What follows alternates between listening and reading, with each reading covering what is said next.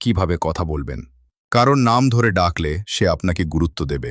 কেউ রেগে গেলে শান্ত স্বরে উত্তর দিলে সে শান্ত হয়ে যাবে। দ্রুত কথা বললে মানুষ আপনাকে কম গুরুত্ব দেবে। আলোচনা বা তর্কে জিততে চাইলে ধীরে কথা বলুন। কেউ যদি লুকানো শত্রু চেনার ৫টি উপায়। ১. যে সামনে প্রশংসা করে কিন্তু পিছনের সমালোচনা করে সেই আসল শত্রু। ২. যে তোমার ব্যর্থতায় খুশি হয় তাকে কখনো আপন ভেবো না। ৩. যে তোমার শত্রুর সাথে ঘনিষ্ঠ তার থেকেও সাবধান থাকো। বুদ্ধিমান মানুষের মতো চিন্তা করুন। ৪ থেকে ৫ লাখ টাকা বিনিয়োগ করুন। একটি মুদি দোকান শুরু করুন। মাসিক আয় ৩০ থেকে ৪০,০০০ টাকা। ১ বছরে আয় ৪ লাখের বেশি। সম্পদ বাড়াতে চাইলে ব্যবসা শিখতে ফলো করুন। ৭টি লক্ষণ দেখলে বুঝবেন সফলতা বেশি দূরে নয়। ১. প্রথম, একা হয়ে যাবেন। ২. হতাশাগ্রস্ত হবেন। ৩.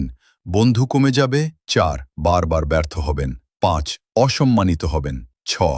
অনেক কষ্ট পাবেন। যেগুলো করলে নিজের সম্মান নিজেই নষ্ট করবেন। ১. বারবার প্রমাণ দিতে গেলে।